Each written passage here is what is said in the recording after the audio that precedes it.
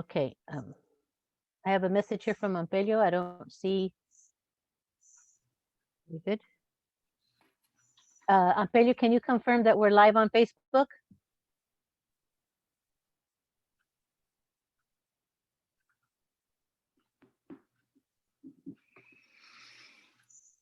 If you guys could hold on, I know we're getting close to that 7 o'clock, but we're trying to go live on Facebook. So hold on just a second. Okay, a minute. Meanwhile, if you've just joined us, welcome. Feel free to put your name in the chat. And if you would like a copy of the the October 22nd event that was on the RCAF, just go ahead and put your email in the chat as well. And we'll be able to send you a copy of that.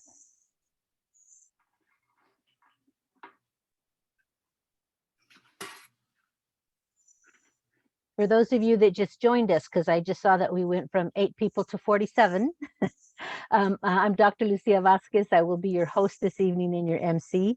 I will call your attention to the chat and the Q&A.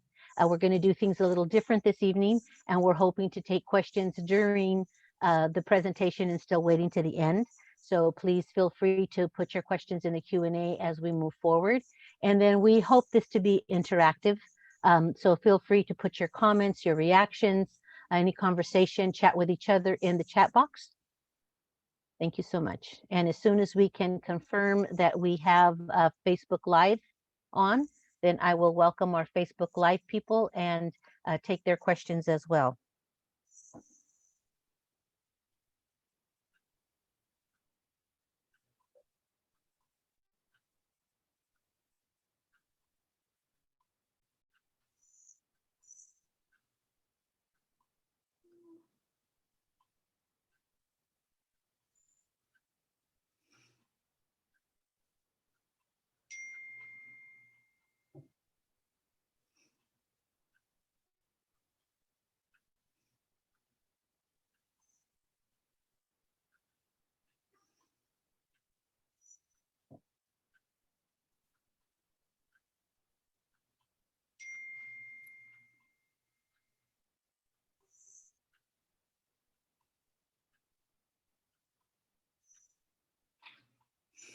Okay, welcome everyone. My name is Dr. Lucia Vasquez. Thank you so much for joining us this evening.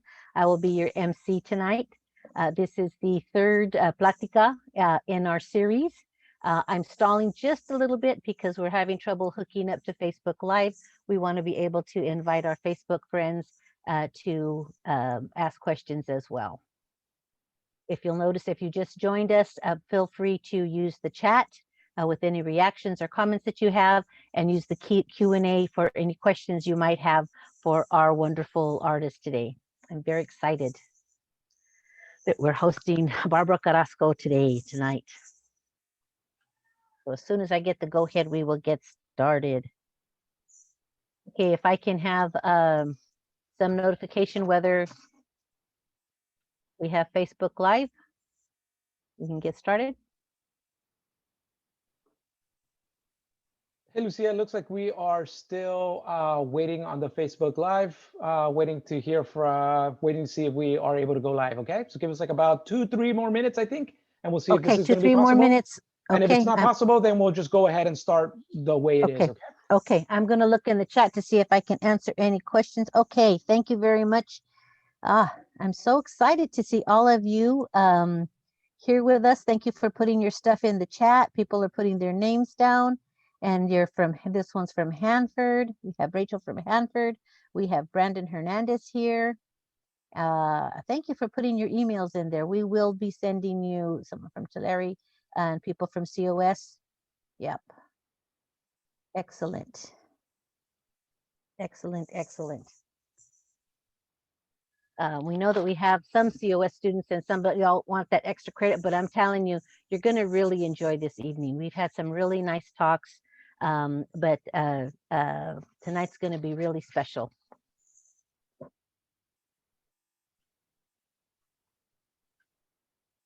Well, I think we're having trouble in Facebook. Should we go ahead and get started? Yeah, it looks like it's just, I think there's going to be an issue with it. Let's just go ahead and get started. Okay, well, every time we've tried something new, so we were trying to do Facebook, but you are recording this, right, James? So maybe we can get it on Facebook later. Yes, it is getting recorded. Okay, thank you, Master Zoomer. Okay, so I'm going to say one more time, I'm going to introduce myself. I am Dr. Lucia Vasquez, and it is my honor to be your MC this evening. Um, Here we're in Visalia, California, but we are going live, so we are everywhere. You have a chat option there, so please put your email down there if you would like us to send you a copy of the October 22nd chat that we had, and any future things that we have, we'll let you know. There's also a Q&A, and we want this to be interactive. So you have two options: one, to chat with each other in that chat box. But if you have a question specifically about one of the slides, about the art we're going to be showing, then we would like you to put that in the Q&A when we get closer to there. So yes, this evening here, welcome to Seen and Unseen, Los Ojos de Barba, because we get to see from Barbara Carrasco's perspective to talk about her art. I am trying to go to the next slide, and it is not allowing me to do that. There we go. Okay, so this is series, the CNN series is part of a larger project, which is the Ricardo Favela Expressions of Chicano and Chicano Art. Like I said, this tonight is our third Plática. We will be having an exhibit of Mr. Favela's art in Visalia during March of 2021 at Arts Visalia. So we're having these pláticas to talk about Chicano art. The one on October 22nd, we talked about the RCAF, the Royal Chicano Air Force. If you would like more information on the Royal Chicano Air Force, on Ricardo Favela, our trustee assistant is now putting in the chat a link to the COS library. They have a place, the LibGuide, that we placed quite a bit of information. Thank you, Lauren Fishback, for all the work that you put there so that you can get more information about Ricardo Jesus Favela and the RCAF. So like I said, we have had several events already. This is the third. The whole project is a collaborative project that we've been working on. Our next event will be January 22nd. We have some exciting things planned that we're not quite ready to unveil yet, but please put that down on your calendar. February, we have Dr. Ella Maria Diaz, who wrote a book on the RCAF. And then, like I said, March, we have an actual in-live exhibit that will also have some virtual options for that. And then way down at the bottom, if you really like today and you want to be part of this and you want to help us plan more, then my email is down at the bottom. Please, or you want to stick your email in the chat, but tell specifically, please, I want to help. I want to be part of that. So thank you to our sponsors. We couldn't do this with our many, many sponsors, and I'm not going to go through all of them, but I will say that tonight is sponsored by the Puente College of Sequoias, and that our major funder is the California Arts Council. But we do have lots of partners and lots of wonderful professors from COS that have been meeting with me almost every week. So let me tell you about Barbara Carrasco in case you have not had the pleasure of seeing her art that you will see this evening. Barbara is from the Los Angeles area, East LA, and is an artist, a feminist, an activist. Her art has been seen internationally. She does have her BFA from UCLA. She's been appointed a regent, a UC regent, but we're just so happy to have her, and I'm so proud to call her friend. Barbara, it's so nice to have you here. I know I feel like I've been ignoring you, even though I can see your little face there. Thank you so much for being here this evening. I'm happy to be here.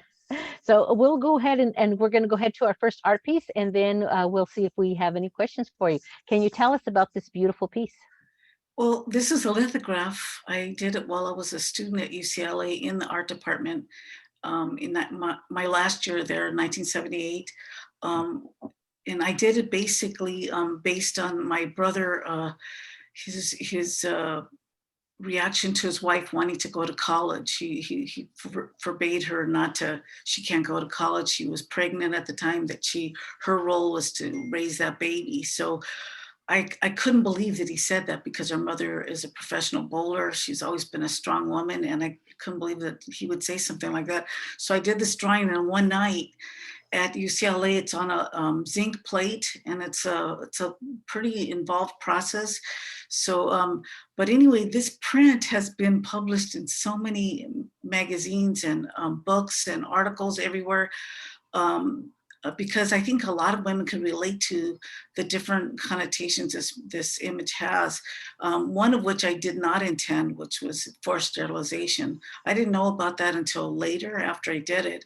I read about, I knew that slave women had been sterilized, but I had no idea that women at USC Medical Center were being sterilized. And so anyway, this image it's just amazing what one image can do.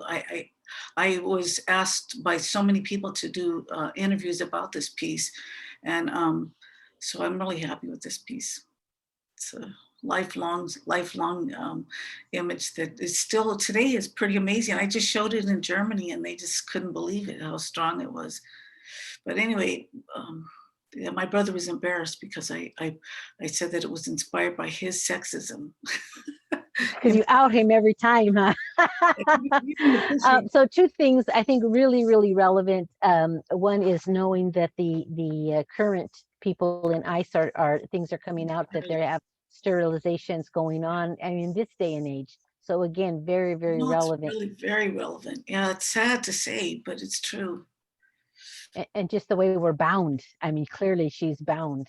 Yeah. And just knowing the female body and the ability to give life, and it's still showing that fullness and that beauty of a pregnant woman, but to have that bound. I don't know if you saw the Vogue this month, but it's that was really great on the cover. Yeah, I thought maybe we should stick that one next to it. But if those of you that haven't seen it, it's absolutely beautiful. She's a ballerina, and she's wearing ballerina shoes, but she's completely nude. But she's got this big, beautiful black body that's very pregnant. Yes. Did we have any questions, Zoom Master? Yes, we do actually. One question that came up was, what's the title of the piece? And can you tell us a little bit of how the title came about? Well, it's very simple. It's straightforward. Pregnant woman and a ball of yarn. That's the title. It was also in a show recently a year ago at the Hammer Museum, Radical Women, where they had many women, over 100 women in that exhibit, and I was one of many. And I think it's really this image was so powerful. I think it's the strongest piece I've ever done on feminism, on being from a feminist perspective of how women feel bound to that traditional role of motherhood. So excellent. Okay. Any other? We do have one other question. Okay, back up. Yes. How long did the piece take? I did it in one night. I did the drawing in one night, and they printed it the next day at UCLA. And in the printing department, there was a printing assistant who, oh my God, his comment was, oh my God, because this is on rice paper, Japanese rice paper. And usually everybody does it on typical white paper, the arches, a real, very artsy paper. But I did it on this Japanese paper because I felt like it was really reflective of femininity, and it goes along with the piece. And he said, oh, next thing you're going to be printing it on Mexican flag colors. And I heard shit like that the whole time I was there. Sorry to say that word, but it was really frustrating being in that art department. I mean, first of all, that art department had very few people of color in it. None of the teachers were female at the time I was there, and I had to endure a lot of really disgusting comments. But anyway, but I endured. And yet she persisted. How I met Barbara is that Barbara has been very involved with making murals for the UFW.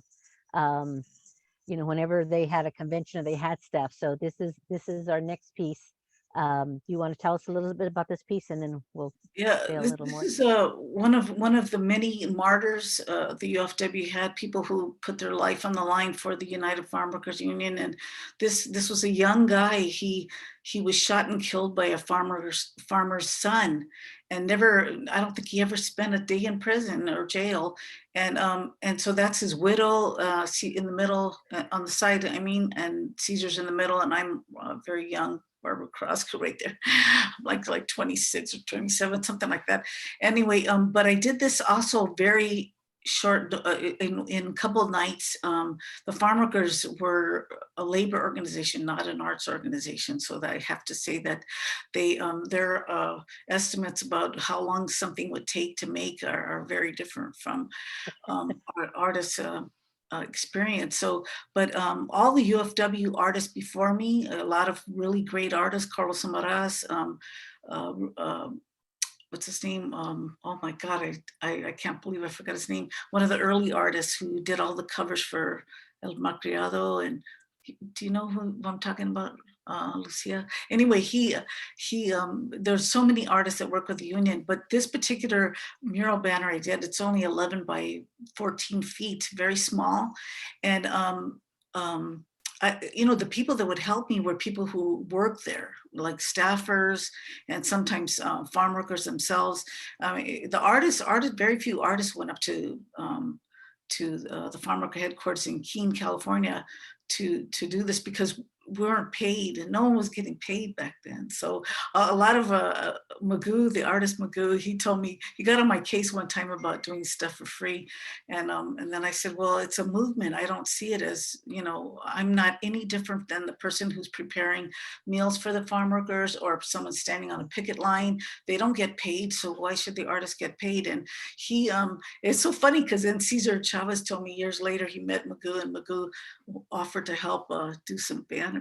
I was wondering if he mentioned money or not, but anyway, it's just funny, all these experiences. But Magoo also was involved with the RCAF, and was yeah, right aware of the RCAF yeah, as he well. was definitely involved in the I want to go movement. back just to let you know that we wanted to make sure that we honored the martyrs there. You can see their different ages. And Rufino Contreras was 28. He had a 4-year-old daughter and a 5-year-old son. And I That's read right. up to prepare for today, and there were actually 3 foremen that were shooting. And because apparently the judge couldn't tell which of the 3 did the fatal shot, that all 3 were acquitted.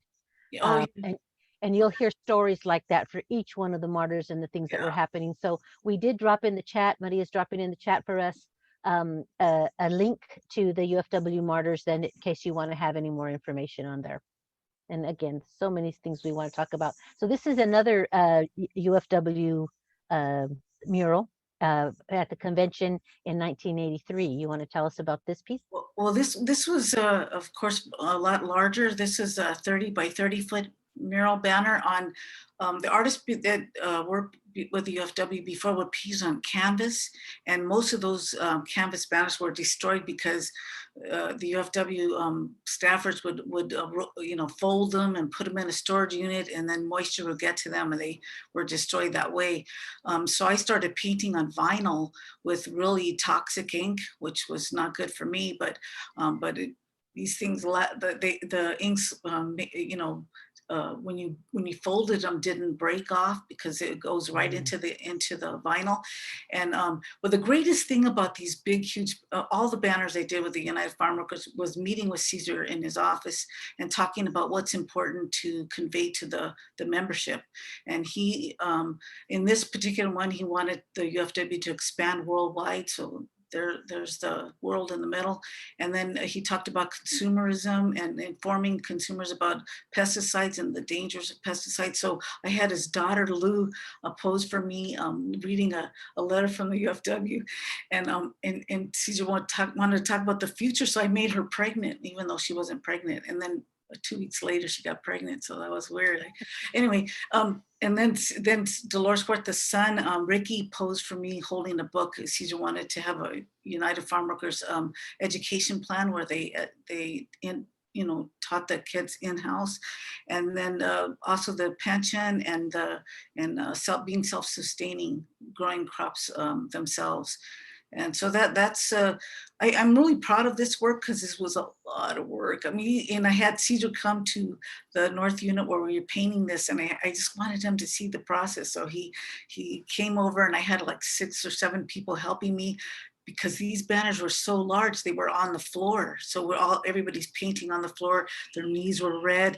And then Cesar said, "Oh, that's why you wanted me to come over here." So that's why I wanted him to see the process, because the end result is one thing, but to see the in-house day-to-day painting, it was a lot of work, So How long did this one take, Barbara?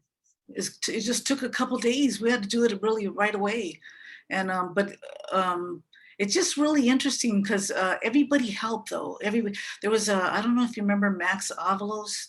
He used to help the farm workers a lot, and so he built me. I asked him to build me a freestanding wall with a roller on the top, and he didn't understand why. But I had the banners roll.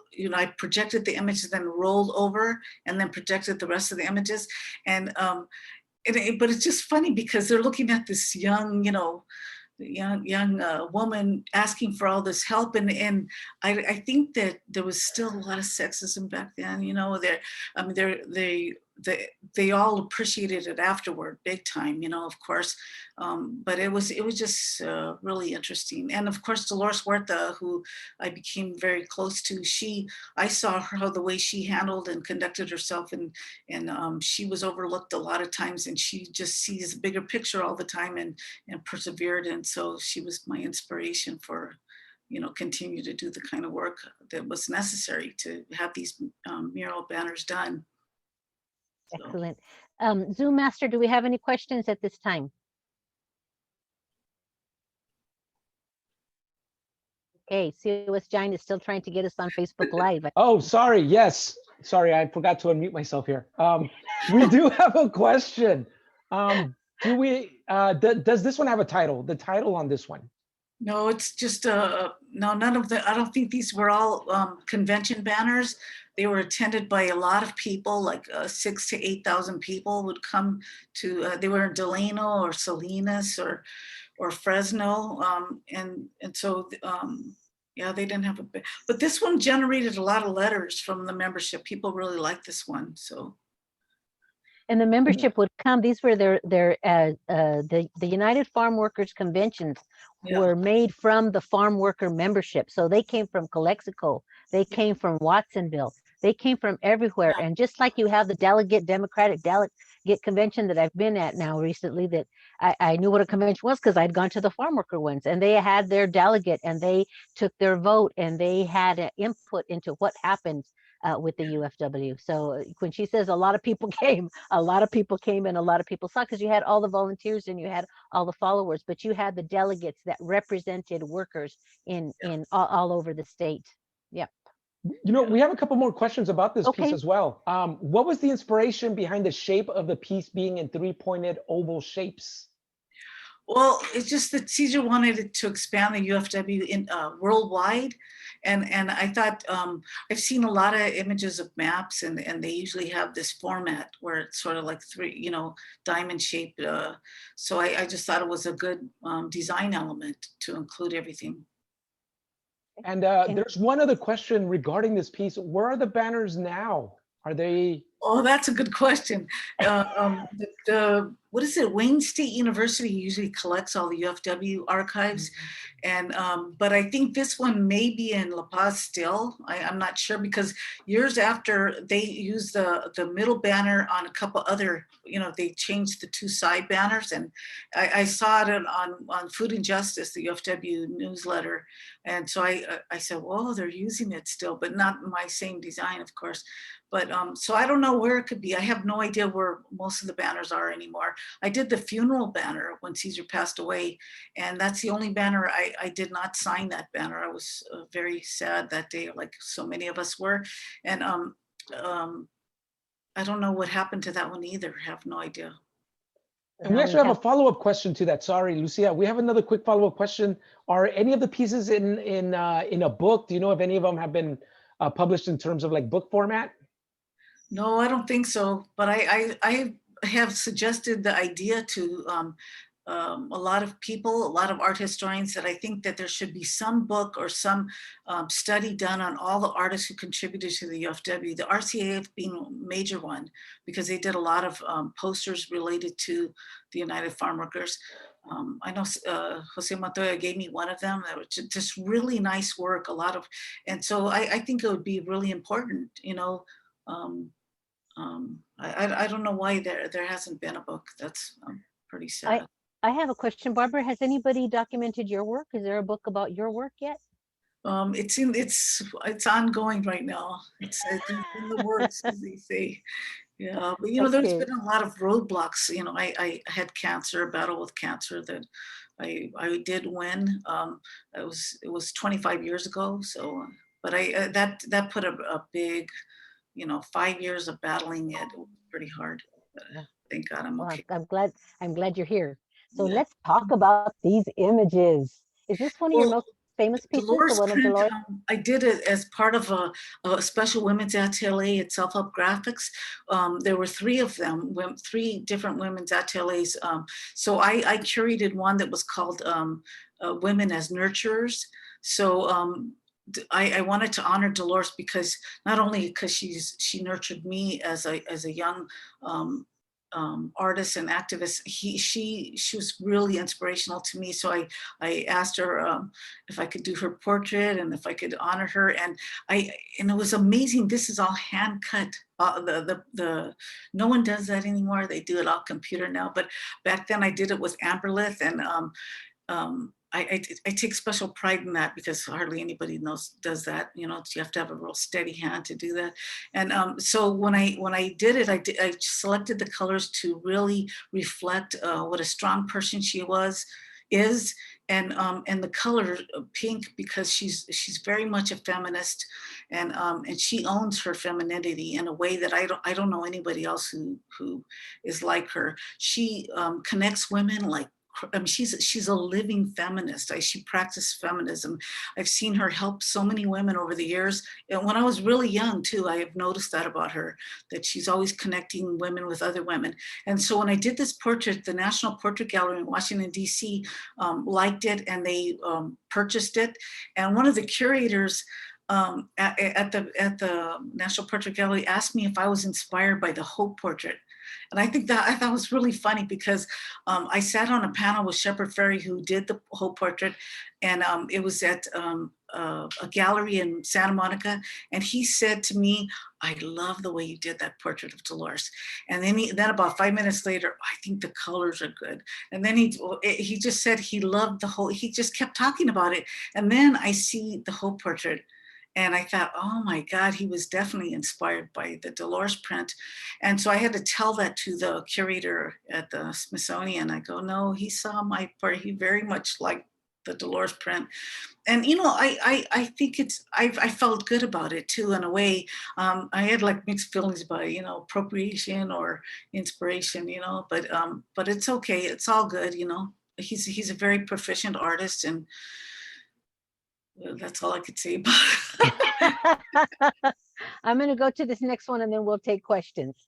Okay, and So then how does it feel to be recognized nationally? I mean, this is your work on a Girl Scout patch. oh, How I'm cool is very. that?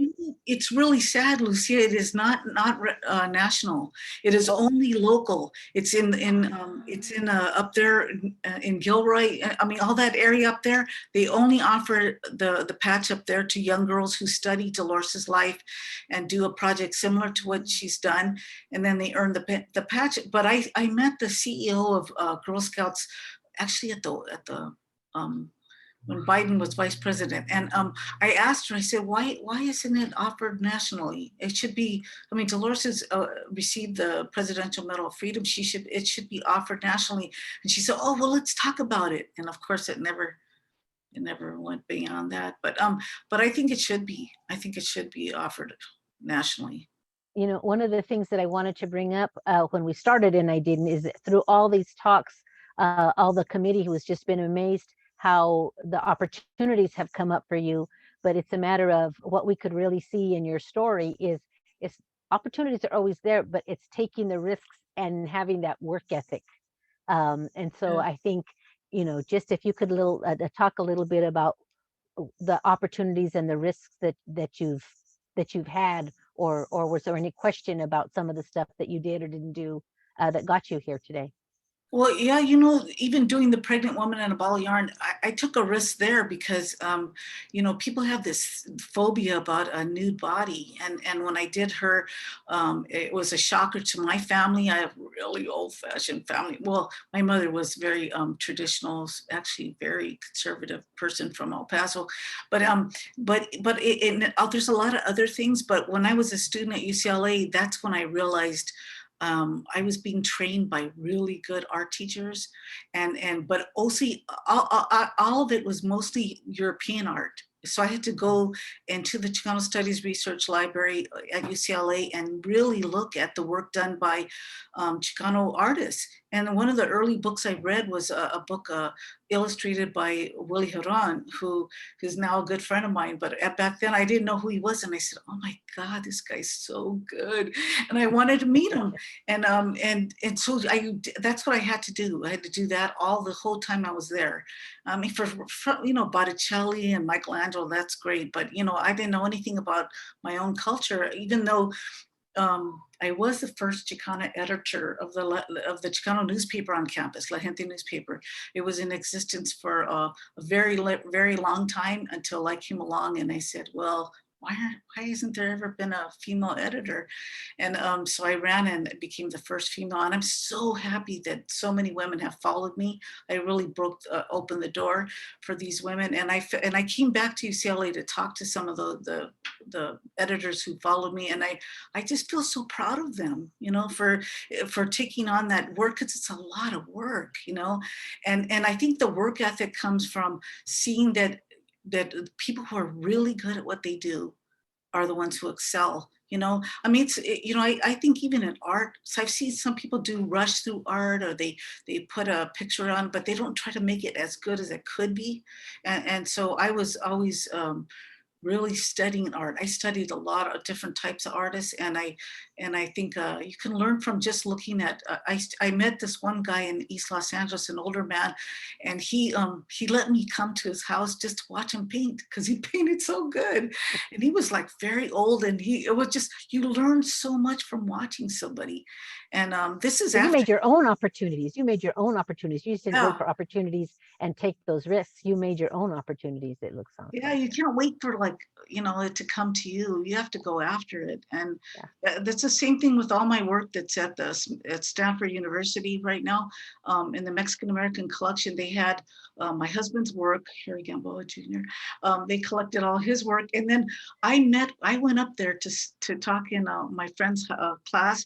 And then I made an appointment to see him. And I said, I have about 12, 15 boxes of archival material I think you would be interested in. And he said, like what? And I said, well, I had letters from Cesar Chavez, from Dolores, letters from really great artists who wrote me letters back then. And just I had a whole file on just flyers of Chicano related events.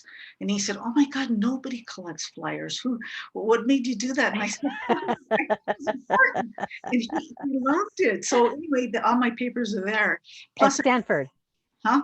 At Stanford, you said. At Stanford, Mexican American collection. Yeah. Excellent, excellent. Zoom See, Master, do we have? I didn't wait for him to come to me. I went to him.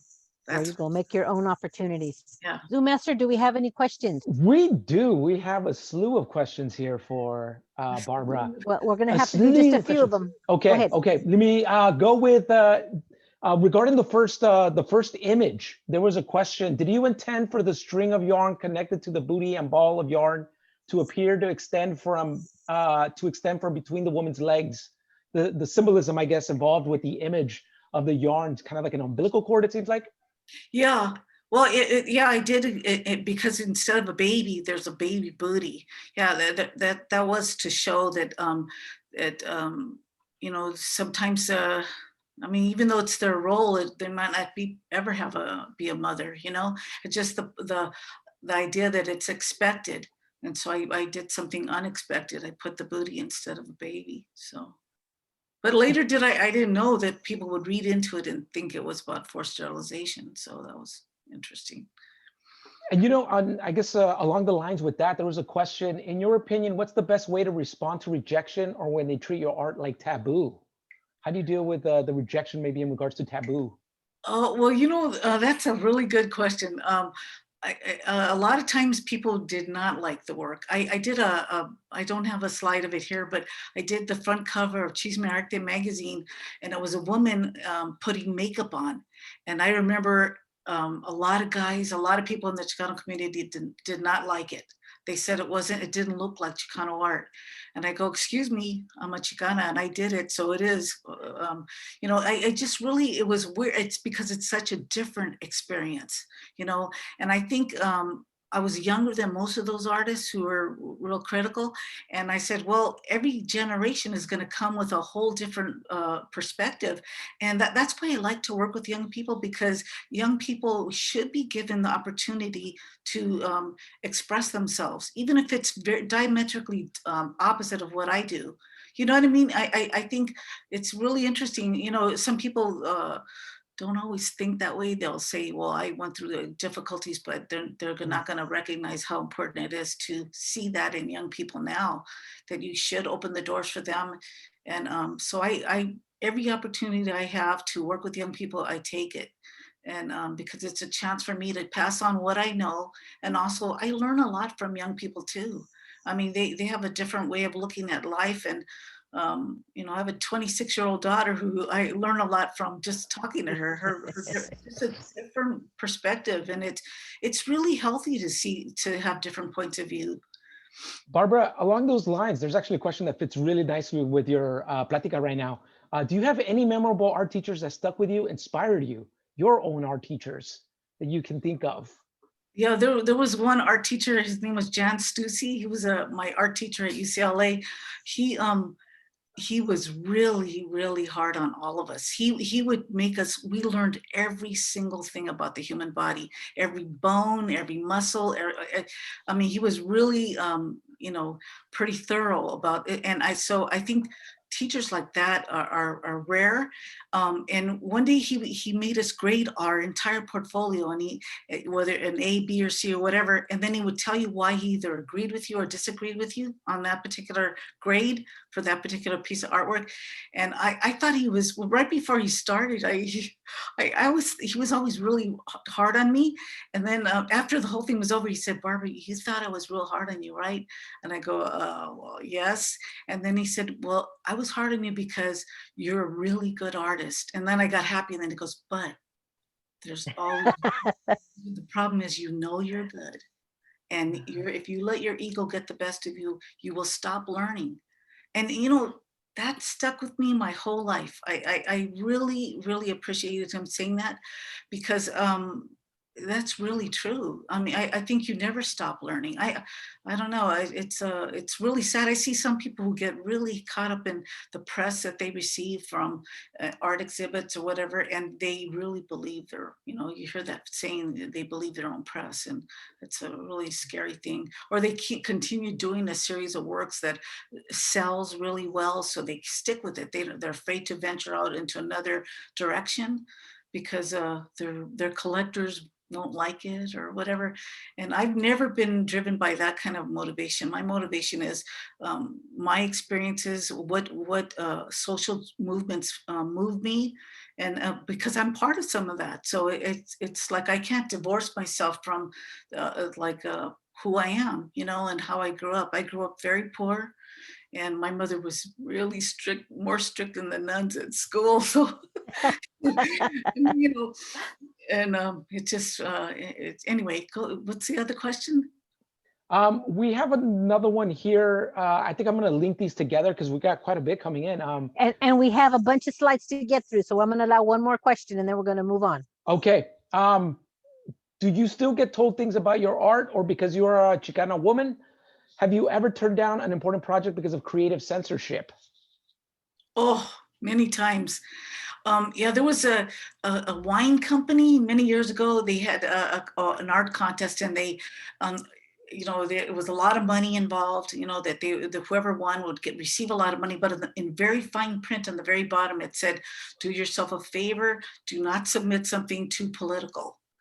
And that was it for me. I said, no, I'm not going to even apply for that. But you know, it just that happens a lot in the art. The art field is actually very political. There's reasons why certain artists get selected and why others don't. And I'm really well aware of it. And my big mural, which we'll see later, was full of that kind of censorship. Okay, we'll talk about that when we get there. Let's move on. Sorry. Okay, so I'm gonna play this. This is New York. Yeah. This let's- was shown let's on the watch it. Times Square Oops, sorry. spectacular Big light Times board. Square sign is carrying beginning July 1st, Saturday, for 30 days, for the whole 31 days, the whole July, a message about pesticides. And the artwork was done by an artist in California, Barbara Carrasco, who grew up in the movement. And she made the artwork for this Times Square sign. Starts Saturday, runs for the whole 31 days, warning people about pesticides in grapes.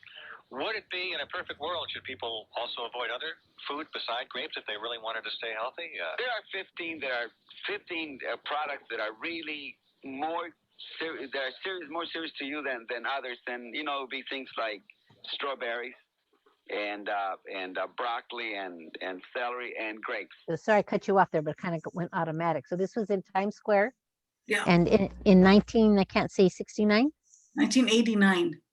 89. Yeah. Well, Caesar, it was really odd. Caesar was there to promote Grape Boycott Week with the Mayor Jenkins there, and this just happened to coincide with this with my piece called Pesticides. I was one of 12 artists selected for the entire month of July, but there were other artists for the other months, and this ran consecutively on every 20 minutes on the light board. And in it, this piece was actually initially my first submission was initially called what was it called? I forgot the title now, but it was about Columbus, you know, and Christopher Columbus, and they rejected it because they said, you know, they celebrated Columbus at the time in 1989. They saw, so they couldn't. It was a really anti-Columbus thing, you know. So anyway, Maybe you still have that. We should pull that out sometime soon. oh yeah, I know a few people that could probably use that. And then this piece you said, it was called Undiscovered 500 Years. oh, there you go. There you go. Okay, and you said that this is part of a exhibit in the Smithsonian that with something that's going to start right away. Oh, well, this is, yeah, this video is also included in the Printing the Revolution exhibition at the Smithsonian, with a lot of other, RCF is included, a lot of artists who've done political posters over the years, many artists. And for some reason, they felt that this video was important because they said that it was really rare when an artist did something this type of work. Using public art and animation, computer animation. So we're going to have Dr. Maria is going to put that information in the chat on that Smithsonian exhibit so that you guys all have that too, because we're all about exposure and helping each other.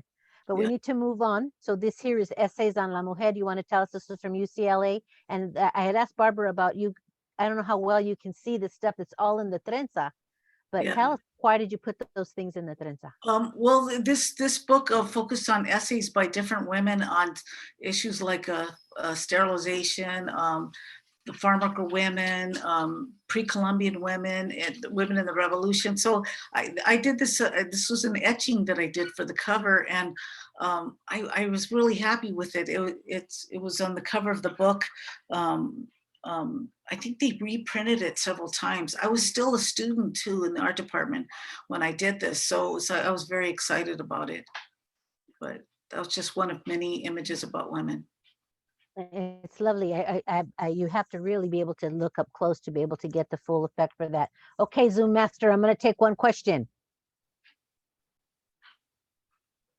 Okay, sorry, I just unmuted myself. Let me go with one question here related to La Mujer. You've mentioned sexism within the UFW Chicano movement, and your lithograph reminds me of Laura Aguilar's 3 eagles flying photo. Can you talk about interactions and collaborations amongst Chicanas at the time. And I think they were talking about a previous piece. Oh, I'm sorry. I didn't hear that question at all. I'm sorry. No, no worries. It says, you've mentioned sexism within the UFW Chicano movement, and your lithograph reminds me of Laura Aguilar's 3 Eagles flying photo. Can you talk about interactions and or collaborations amongst Chicanas at the time? So collaborations amongst Chicanas during the Chicano movement. Well, that would be really rare because to begin with, there were very few women at the time when I was working with the farm workers. I don't remember meeting another female artist at the time to work on, or else I would have asked them to help me on UFW banners, because I definitely needed help. But so that's why I resorted to just staff members and farm workers themselves working on it. But later on is when I joined, I actually met Laura when she was very young. I think she was like 21 when I met her. And I introduced to Laura. She didn't know anything about the farm workers or Dia de los Muertos, a lot of cultural things I introduced her to. So I felt really good about doing that. And but I didn't really work with her on any specific projects or anything, because my work was very different from hers. And when she was doing the clothed and unclothed series, she wanted me to pose nude for her, and I couldn't do it. The Catholic thing in me just couldn't do it, you know. Anyway, yeah, she wanted my husband and I to pose nude, you know, and anyway, and I said he won't even wear shorts in public, so there's no way. So anyway, but Laura, I was really good friends with Laura. I really miss her. She was a very nice person. And she was really brave. I told her when she started doing, especially the Mexican flag wrapped around her body, I told her, I said, Laura, you have to be prepared for the controversy it's going to generate. This image is going to generate a lot. People will attack you, you know? And she said, yeah, I know, Barbara. And I go, I'm telling you from experience, because that's what happened with me and my mural. And people just, it's really sad. People did do that to her. And that was really great that certain people embraced Laura. And she was very fortunate to have a lot of people who really saw how good of a photographer she was, and who she represented. I have some good stories about Laura. I mean, because she told me she took me to a restaurant one day and she said, hey, do you notice anything different about this place? And I said, no. And then she said, but I did notice that we were the only 2 women in the restaurant. And then she said she was trying to tell me something. And she said, Barbara, remember that girl that I brought with me to the art show? And I said, yeah. She was, I really like her. I go, I like her too. She's really nice. She was trying to tell me she was gay. And I didn't get it, you know? And so she told that story at a women's conference in front of everybody. You know, I was embarrassed. I was sinking in my seat. I was at UC Santa Barbara. I was like embarrassed, like, oh my God. I didn't think she was going to do that. But anyway, yeah, sorry. Is there any other question? Let's move on to the next one, because we're running out of time, and we'll have more time for more questions. But this piece, I know we could talk about for hours, and hopefully we'll get another chance to do that. But if you can give us some highlights and some history on this beautiful piece, Barbara, please. Well, this was done in 1981. It was I was working as an employee at the Community Redevelopment Agency, and one of the architects asked me if I would design a mural it would be in the exterior wall of right across from Grand Central Market. And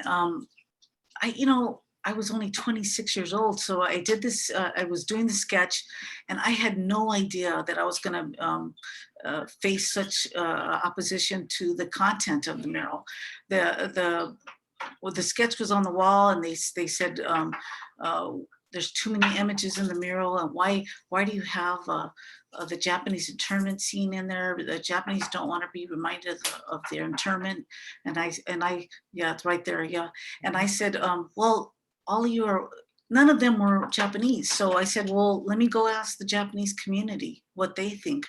And so I did, that's what I did. I went and showed the mural to several prominent Japanese organizations, and they wrote the really beautiful letters of support saying that it has to be included. It is a negative part of their history, but it has to be in there. And so it's not repeated. It's got to be a visual reminder of something that should never have taken place in the first place or repeated at all. And so it was really interesting because there's 52 scenes of LA history. I had 3 historians as consultants. Bill Mason, who passed away, he was a historian for the Natural History Museum, who purchased the mural recently. I'm very happy to say. Anyway, but he provided a lot of the old photographs of like Union Station, the soup lines, the red cars. And I had hired 17 young people from 4 areas of the city to work on the mural, and they historically didn't get along, but they did eventually to finish this mural.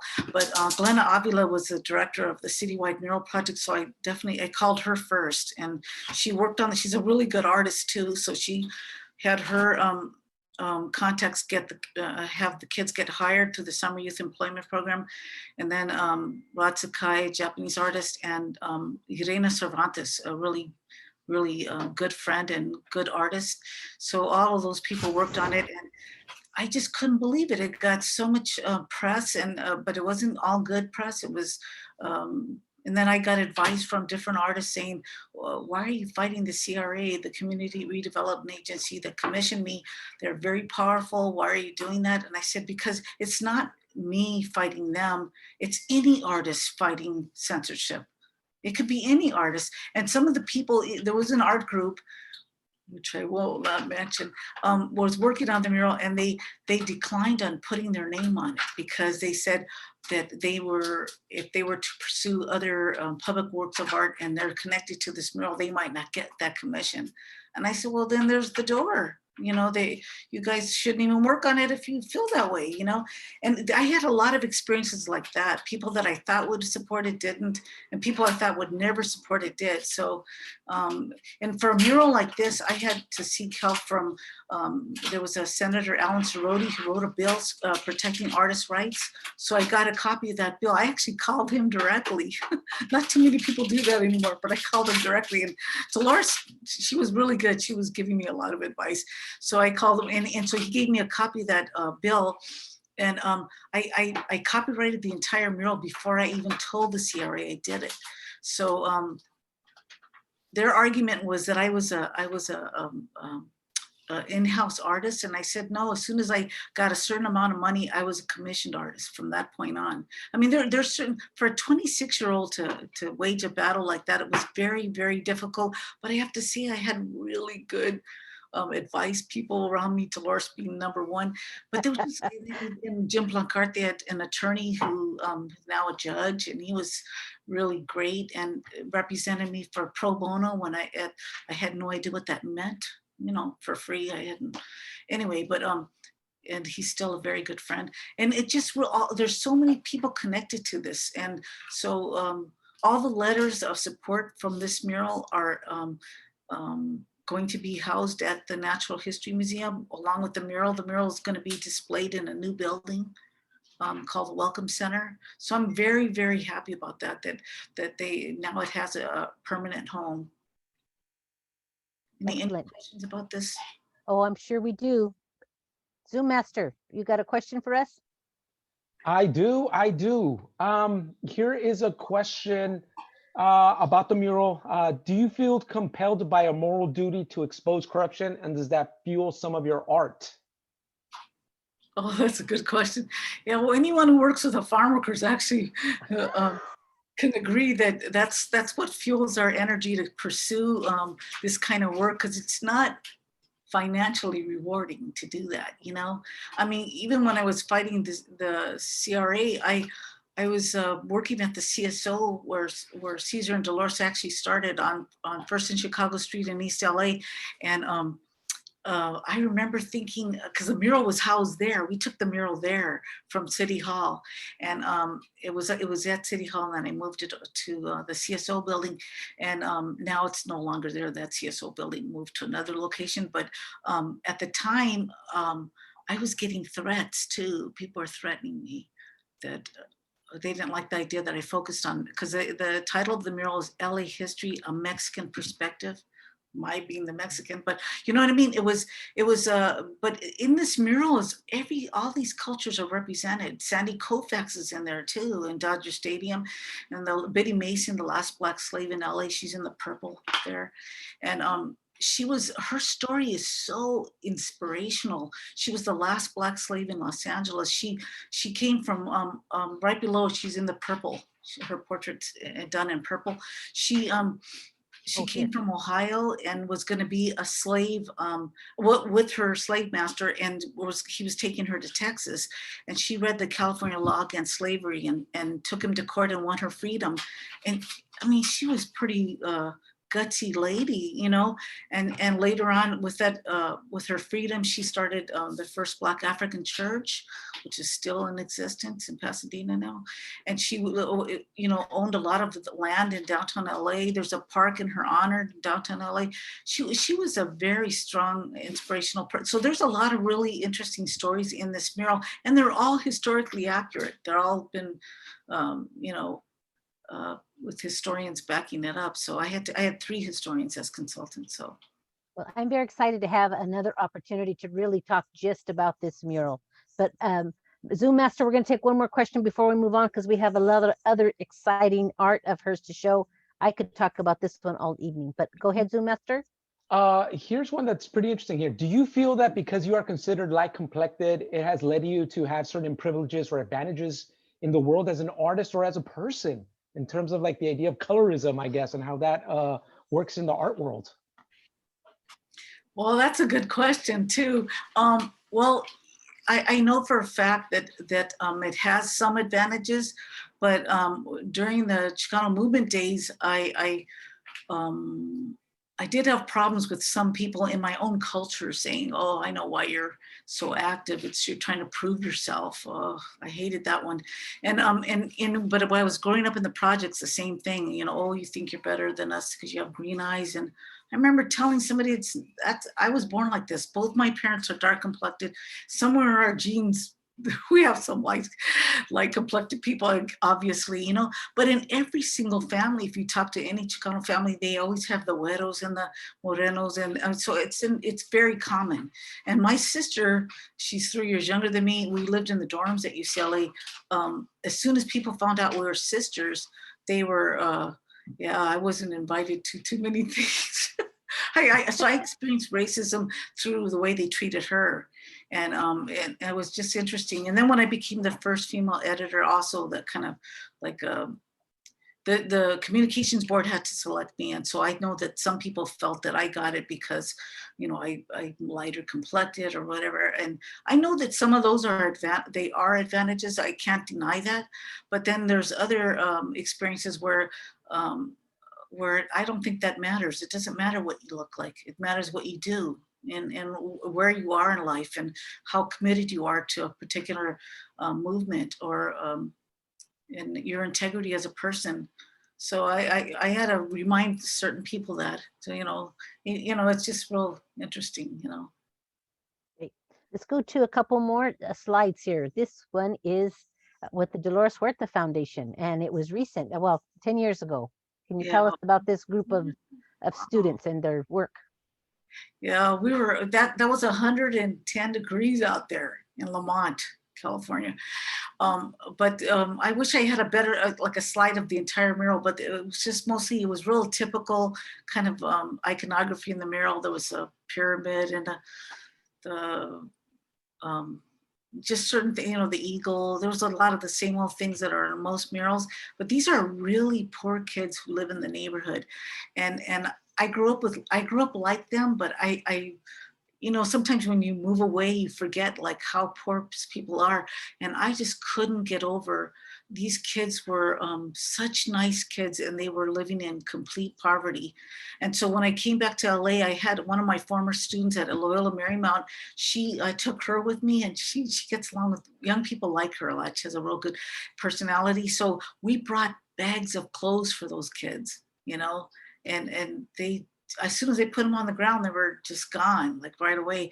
And so it was really good to see them really get into working on the mural. Everything, they painted everything themselves. I mean, They designed it themselves as well. They designed and they painted. yeah, they designed it too. And Dolores was really good. She would come every once in a while and say, hey, there's no images of women in here.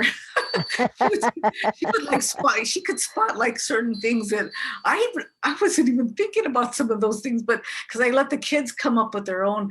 And but she was really good with them. She knows how to talk to young people. She used to be a teacher. So that was really, and all these kids, I think they felt a real pride in what they had, all the work they did. It was a lot of work to be painting in that kind of heat, because as soon as you laid the paint on the wall, it dried right away. It was really difficult to paint in that kind of weather. Excellent. Zoom Master, you have a question for us on this slide? Zoom Master, you on mute? Sorry, yeah, I was. Oh. All right, here we go. Here's the question. What inspires you the most when it comes to creating art pieces about women? Your pieces show so much passion and emotions. About women? Oh, well, because I had so many experiences of just being, you know, discriminated against because I'm female. I mean, like when I ran to be editor at UCLA, that's a good example. All the guys that worked on the newspaper, I was a city editor a year before, they all quit. I mean, all the guys quit. And I remember thinking, wow, that's ridiculous. So I went to each of them individually and I said, what is your problem? Why'd you quit? I don't understand. I'm the same person you worked with last year. I just have a different title now. So anyway, they convinced them all to come back, you know, but it's been an ongoing, like, and then I would go to art exhibits and sometimes I don't look like, you know, your typical, whatever people see as or perceive as a Chicano artist. So I would stand next to a painting and I would listen to people, how they look at my painting. They'd say, there's no way she painted that with a paintbrush, because I have this one technique where I just paint flat and you don't see any brush strokes. And that's called the hard edge painting. And I remember these two guys at UC Riverside, there's no way she painted that. It must have been silkscreen. But it was painted. So I think it's interesting. So I just bust their bubble by saying, hello, thank you for the compliment. Lucia, a quick follow-up question to that one. Do you mind a really quick follow-up question to that one? Just because I think it would go really well. What's your favorite medium to work with and why? Do you ever work with oil paints? Oh, I like to work with acrylic paint mostly. And the reason why I don't work with oil paint is because it can be very toxic. Not only the oil paint itself, but the linseed oil, all the stuff to thin out the oil, those are very, very dangerous mediums to work with. You can get respiratory problems, and I'm a cancer survivor, so I'm very careful about what I work with. And artists, a lot of artists become ill from their own materials that they're using below. They get like, I know one artist who's really great painter. He got liver damage, severe liver damage, because he was painting with oils and he didn't have enough ventilation. And so all the toxic stuff was going in him. So I'm really careful. I don't work with oils at all. I would love to work with oils, but it's too dangerous. What's your favorite medium? Would it be like painting, screen printing? What do you? No, my favorite medium to work with is I like acrylic painting, but I do also something really very old technique called silver point. I draw with real silver on clay coated paper, and it's a very old technique. Michelangelo and Leonardo da Vinci, all of those artists used silver point, and but I discovered it when a friend of mine bought me some clay coated paper, and I said, well, what are you supposed to draw with it on? They said silver point. I had no idea how to do that, so I found out how to do it. Just get string silver, cut it, and put it in a mechanical pencil, and then draw with it, you know. And I did little tiny miniature drawings. They're very detailed, and so I had a gallerist, Patricia Correa Gallery in Santa Monica, and she would sell these little tiny drawings for like $800, but galleries always take half. They take 50%. So, but I sold a lot of them there, you know, jewelry pieces. I would go to antique shops and buy little tiny jewelry pieces from like England, but they have real glass, and then I would put the drawing in there. You know, people in England used to, their tradition was to cut a lock of hair of someone who passed away and put it in there in the locket, but you know, we don't do that here, so.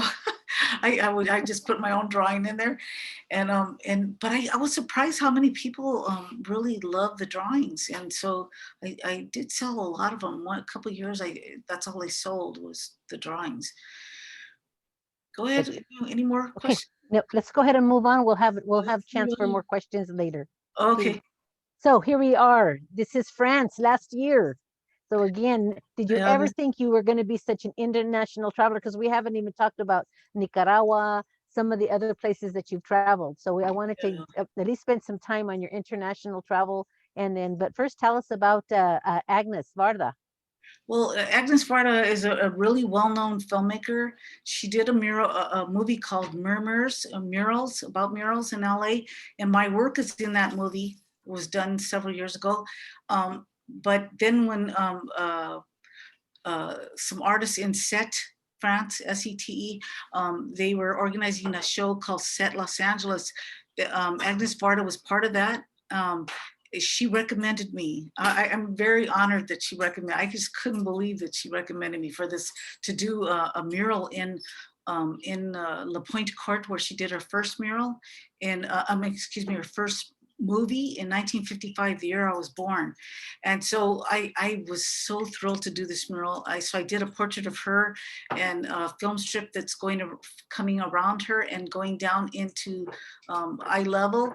And I invited 5 young people to do their own work within my mural design. And that's something that's really important. I think most traditional muralists do involve the community. So these people have strong connections. The young people had strong connections to La Pointe Court. They either come from a farm worker family where people in their families were farm workers. And then some of these, it was really nice working with them because they're so different. The styles are different and everything. And but getting up on a scaffolding 22 feet high was a little scary because I'm like 65 years old trying to get, you know, and I have osteoporosis. So if I fell, I would break every bone, and, you know, but I was very careful. I wore a, you know, safety harness. And I just worked with Willie Hedon right before I went on this mural to work on this mural. And Willie was telling me how important it is to wear a safety harness. But I couldn't believe how many people love Agnes Varda. I mean, I was a celebrity there because they love her. So word got around that I was the artist who did a portrait of her, painting of her. So I was treated very nicely. I mean, I just couldn't believe it. I mean, to go do work in your lifetime and to be loved that much by people, it was pretty impressive. And she was a really wonderful human being. All her films, they deal with the human condition.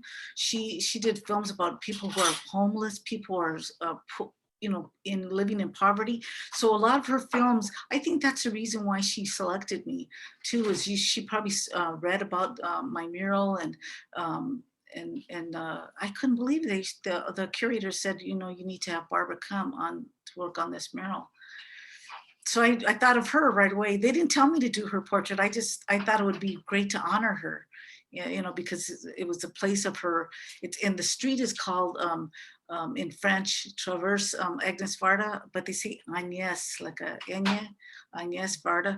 So anyway, it's on her street, and everybody there knew her. And then there was one lady that I was doing a portrait of a guy in the mural, and this lady, that was her husband, who was in the mural in the movie in 1950s. And she lived right around the corner. And every day she didn't speak one word of English, but every day she reminded me of a Mexican lady, because every day she would come by and she'd say, "Atención, Barbara." It means the same thing in Spanish. And then she said that I better do a good job on her good-looking boyfriend, her husband, because he was so handsome. And every day she started off like this and ended up like this. Every day it just was funny. And then she brought all her friends, and I said, "You guys are all honorary Mexican ladies." That's what they reminded me of. You know, I felt so at home there. They were just, everybody was so nice. I want to go back. It was just a really great experience. How many countries have you done your paintings in, Barbara? Well, many. I did one in Nicaragua, 2 in the Soviet Union, in Lenin, and St. Petersburg now, and one in our Soviet Armenia, and at the Children's Museum in Armenia 1 year.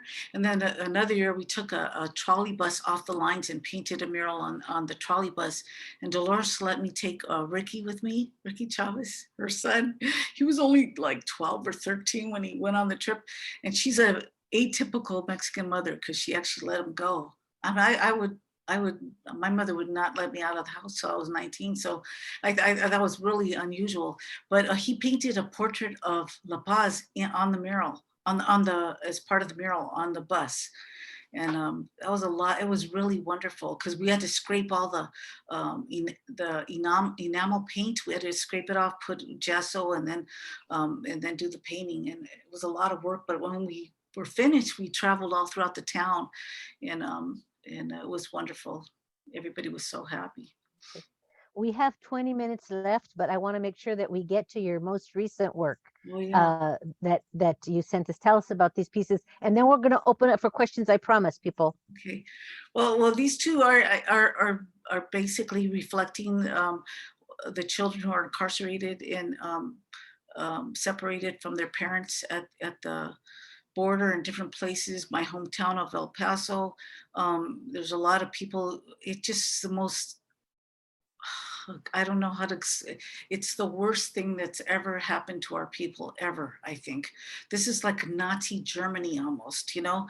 And to me, I don't know how this could continue going on, but it really, I kept seeing images of kids in cages, but I didn't see close-up images. So that's why I decided to show the pain that they're going through. I mean, they're suffering, these poor little kids, you know, without their parents and for months. And there was another image.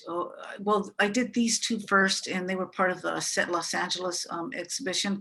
And then this one is the one I did recently for Self-Help Graphics for the recent exhibition on ofrendas. And this one, I have this girl who's like a prepubescent girl. And then the altar had like basic hygiene materials like a toothbrush and a sanitary napkin. And the reason why I put those on there instead of fruit and, you know, the pan dulce or anything like that is that these kids are being denied basic necessities. And to me, it's just unbelievable that it still continues. And it's an issue that affects all of us, whether we want to face it or not.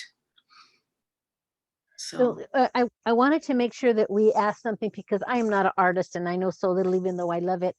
Your style, is this a certain kind of style, your medium? Can you tell us something about the art of this body of art, please? Yeah, I like this style. It's real flat. It's a hard edge style, and it's real graphic, and you don't see any brushstrokes at all. It's real super clean. And the reason why I wanted to do this particular image in this particular style is to make it really clear the suffering. You know, it's super direct. You know, if I did like one that was real flowery or real you know, mystical, it would be different. It would be a different interpretation. And I really wanted it to say something about how serious this issue is, you know, anyway. Zoom Master, we're ready for your questions. Okay, here's a question right here, particularly relating to these pieces. Did you have a chance to visit these children? No, I haven't. Nope. I have especially now, I'm considered a high risk person. I had a bone marrow transplant 25 years ago, almost 25 years ago, and City of Hope issued a statement to me that I have to be very careful. Anybody who's had a transplant is my immune system is not like yours, not like a normal person, so I have to be careful.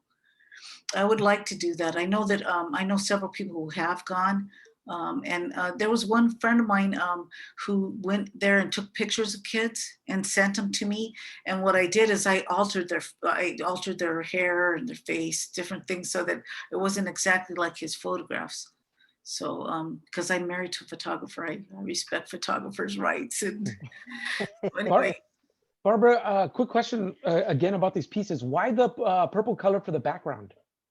well, it also, purple actually is a color of suffering too. I went to Catholic school for a long time, really too long. That was too much. I have to do an art exhibit about going to Catholic school.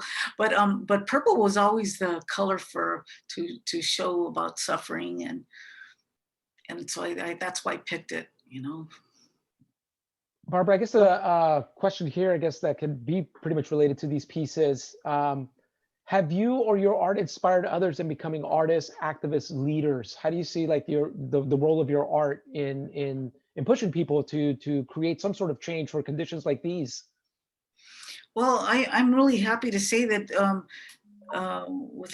some of them have been my former students that tell me that I inspired them. But then there's other people who were not my students, but who followed my work and career, and then they acknowledged me as someone who they studied and who inspired them, and they're doing really well.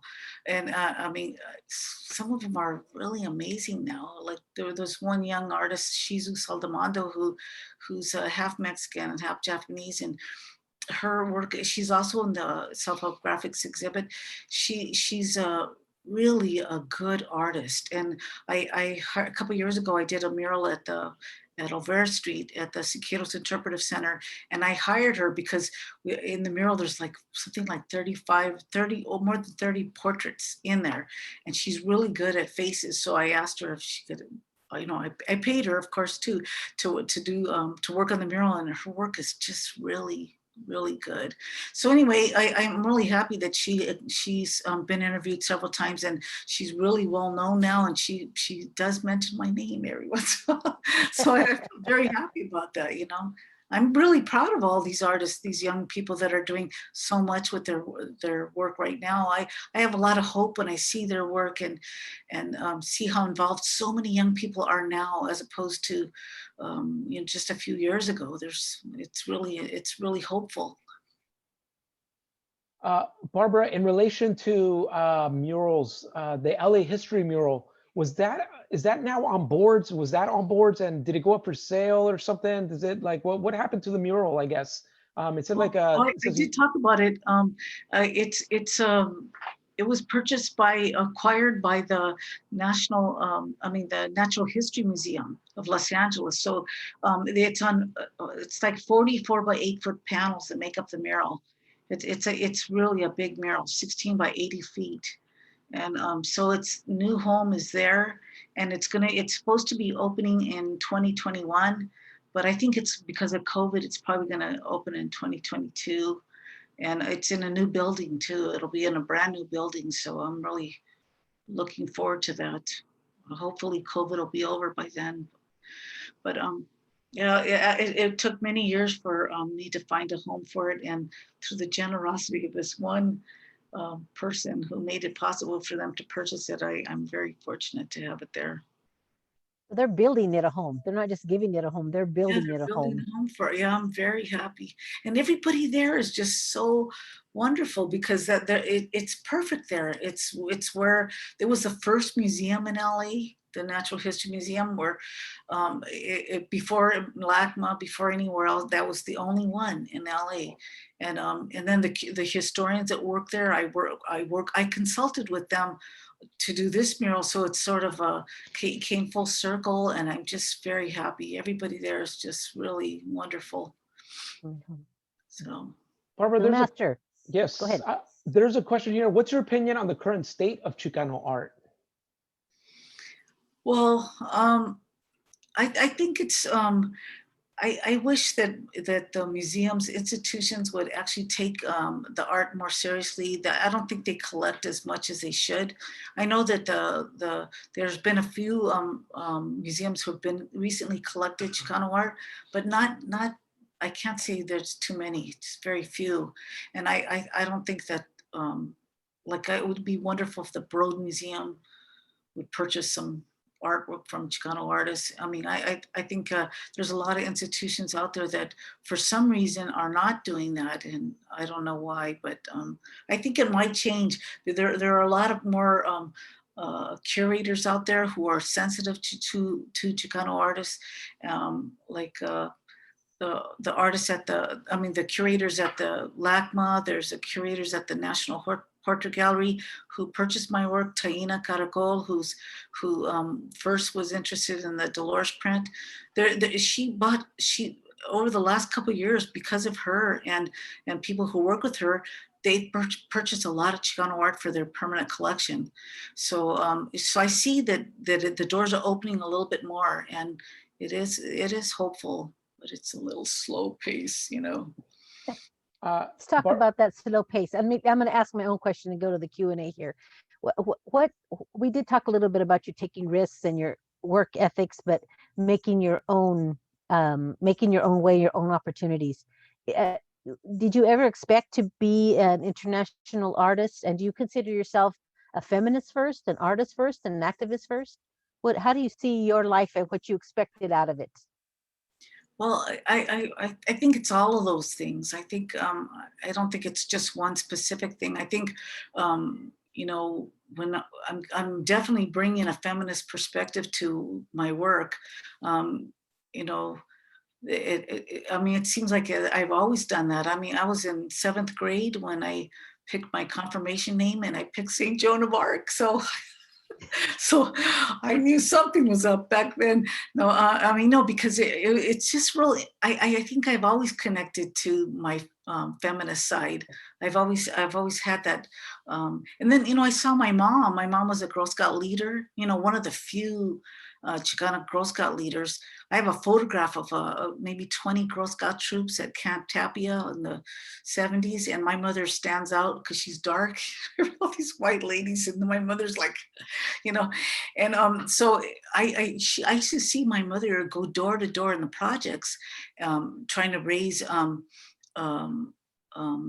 you know, just to raise interest in the people there to visit the library. There was a library in the projects, and a lot of people didn't know that. And I have a few of those books left. I mean, I didn't return them, and it says property of Mar Vista Gardens. So you can tell that I had a 5-finger discount. But anyway, I think it's really amazing that I used to see her do that. And I thought, well, she was sort of a feminist in a way when you think about it, because you know, she was out there doing stuff, and she was very strict though. Oh my God. I couldn't do anything. But Girl Scouts was great because I didn't realize that 50% of the women in Girl Scouts, 50% of the women in Congress were Girl Scout members. That's what Dolores told me. So, you know, when we unveiled the Girl Scout patch in Modesto, that was where it was unveiled. The CEO of Girl Scouts and Dolores and I unveiled it. It was so exciting because all these little Mexican girls are just getting their patch. You know, it was really wonderful. That part really made me feel very full of pride that day, and my mom was very happy about it too. So Great. Barbara, Master, you have another question? Go ahead. Yeah, did Dolores see the image, know about the patch, all this? How did she feel about it? Well, she was really happy about it too, because she was a Girl Scout herself. And then at the Modesto unveiling, she brought along her Girl Scout friend. When this woman, and this woman looked a lot older than Dolores, so you know, Dolores takes good care of herself, because you know, it was just her friend from Girl Scouts that came to that event, and her brother John was there too, and she was really happy. She was very happy about it. But I think Dolores is the one who recommended that they use my portrait of her for the patch, to make the patch, and because I don't think it. Yeah, one of the people that with Girl Scouts used to work with the farm workers. I forgot her name right now, but I think that's how it happened. And anyway, so I have several of the patches. You know, They're really nice. They're just really nicely done, and it looks a lot like the portrait I did of her, except the instead of her name Dolores on there, it says Si se puede on there. So Dolores insisted on that. So she. One more question, Zoom Master. You know what? This kind of relates to that part of the presentation. Can you talk more about the appropriation or the idea of appropriation and how maybe you see that with some Chicano art, or maybe just have you seen it in the art world? Appropriation, oh my God, yeah. It's a, I mean, you could say, I told you there was like a real fine line, appropriation, inspiration. It's a fine line there. But there are certain people that definitely were, I mean, all throughout my whole experience in the Chicano art community and movement, a lot of the early stuff was copied by the younger artists later on. They had something, they had to base some of their work on something, and there was one work of art that was Dolores was telling me about a little altar that was made for the Gata exhibition, and it was based on an actual farm worker's work. But this artist took it, took the design, and I won't mention who that person is. But anyway, that happens a lot, actually.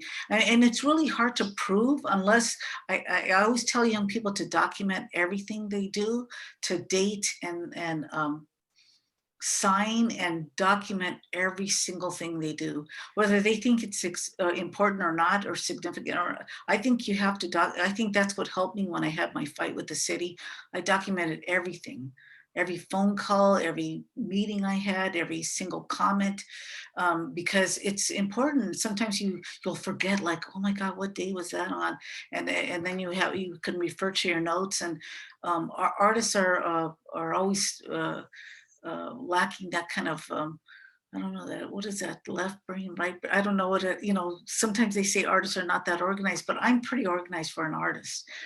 And I know like Shepard Fairey is really well known and all that, but I did see that he was definitely appropriating a lot of work. One of Rupert Garcia, who is related to Dolores by marriage. Rupert Garcia is a really well-known Chicano artist, and he did a portrait of Angela Davis, and it was a really iconic kind of a portrait, almost like my Dolores thing, but really, really graphic. And Shepard Fairey really took that. I mean, ran with it.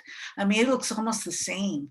And so I think there's questions about, like, I mean, how do you justify doing that to taking another artist's work? I don't really understand that. I mean, unless he comes out and says, I was inspired by the work of this artist, but that happens a lot. And there are, it's really rare when an artist sues another artist. That's not a good thing to do, but I think it's been done, though. I've heard rumors. So I hate to stop this, but I just want to say that we're pretty close to the end of our time. I wanted to again let everybody know that if you do want a copy of this presentation or of the last ones that we had, to put your information in the chat. If you would like to be part of the planning team, to please put your email in the chat as well.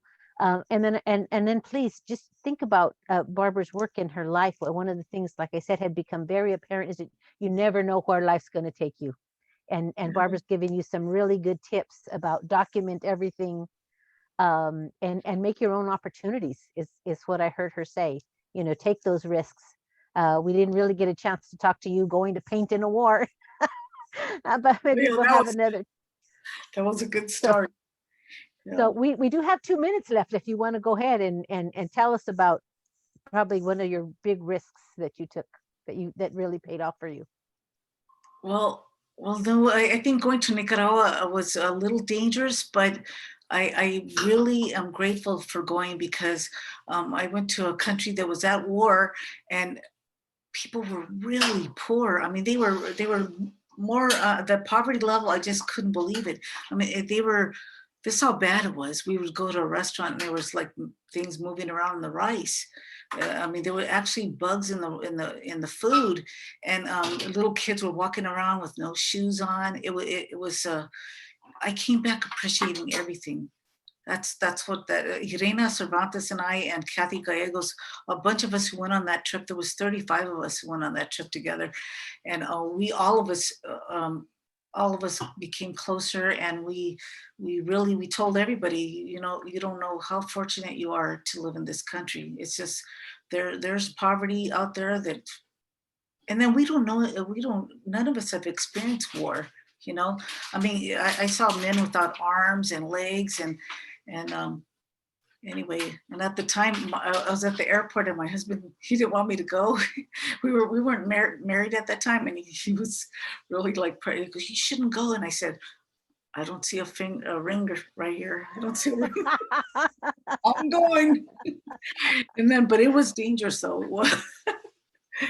It was. But what an experience, right? I mean, here you are, just so famous and so humble at the same time, and are really grounded, right? To know what's real and what's important. And when you have experiences like that, I think that Zoom Master, should we get Barbie? You want to take one more question, see what the Zoom Master has for us? Yeah, sure. You know what? There was a question about whether people can follow you on Instagram or Facebook, or if you have a website. Like, where can they learn more? Or do you have I should have a website, but I took it down because it wasn't. I had to fix some things, but I'm definitely going to put it back up. And I'm on Facebook. Anybody could friend me on Facebook, and say you saw this webinar, then what? I'll remember. Okay. And again, so if you put your email in the chat, we'll be letting you know about future stuff, and we'll go ahead and maybe stick Barbara's Facebook in there. You can find, she's got some good stuff on Wikipedia too, and there's a couple of museums that some of her stuff is up because we looked. Anything else, Sue Master? I know it's like 8:30, but let's get one more question. Let's squeeze it. Sure. Let's see here. Find a good one here. I'm going to go up to the slide while you're looking for one, just because I skipped it on purpose. If you do want more information about the RCAF, there is the LibGuides there too. The LibGuide is COS. The librarian there has done a wonderful job about putting a bunch of stuff about the Royal Chicano Air Force. So please look there and learn more. Look at the martyrs, and then also look up Barbara. Do you have something else, Barbara? I just wanted to say that I always contacted the RCAF for advice about murals. I mean, Juanishi Orozco and Jose Montoya and all of them, they were so helpful when I was doing the mural. I asked them on how to coat the murals, to protect the mural. They, a lot of different questions, and they were always there to be helpful. You know, so I just want to say that about them. Plus they were really good to hang out with. They're a lot of fun.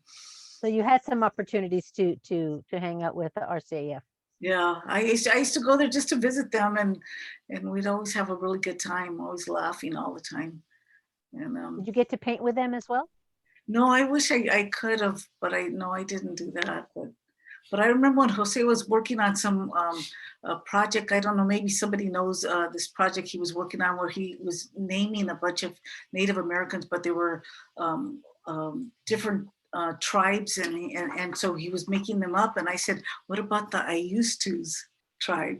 And he goes, you know, he laughed. And I said, because people would say, oh, I used to work with the farm workers. Oh, I used to do this. And, oh, you know, so he just laughed. But he had all these different, it was really funny. I think it was for an art exhibit or something that he was working on.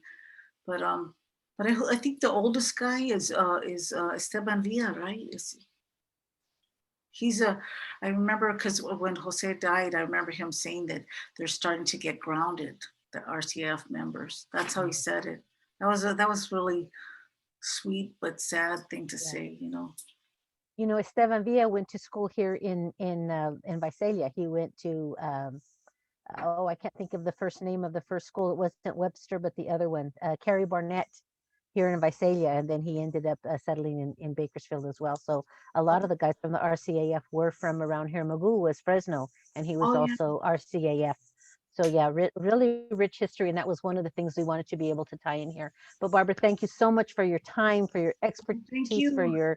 your example, and really, we'll have to set a date when we can do this again. I would love to give you the time just to talk about the alley mural, and I do have lots of plans for lots of things, so we'll be keeping in touch. All right. Did you have one more question, Zoom Master? I know we're past our time, in case it's burning. Yeah, we could do another one. When did you create your first piece, and what is the story behind that? When's like the first piece that you remember creating? That I made for the union? No, just in general, I guess, just overall. When did you Oh, create your first piece? well, I think the first mural I ever did, I was really young. I was 19 or something, and it was at the Veterans Memorial Building, and it's been painted over. Sad to say, but it was for the teen center there, and then some kids from the projects helped me work on that mural. But that was the first one. I came out on the LA Times wearing bell bottoms. So that's, and I was real skinny back then. Those were the days. But anyway, that's the first big project I ever did. And any new murals in the works? Any new mural projects? No, I don't think. I think murals, because of COVID right now, I don't think so. I'm going to be doing smaller works for a while. It's just it's not good to be out there right now. It's until they find some kind of vaccine, they say, is coming, but who knows? Are you still teaching, Barbara? No, I'm not. I stopped doing that. Well, it's 8:35. We say we go till 8:30, but I didn't want to let you go. But thank you again so much for Well, coming. thanks so much. Thank you, Zoom Master. Thank you, Thank you, team. everybody. Thank you again to all of our sponsors, and we have just a fabulous planning team that spend time and time every week to do things. So thank you so much. Thank you all for coming. Have a good evening. God bless you. Okay, bye-bye. Bye, Lucia. Bye-bye. Thank you. We'll be in touch.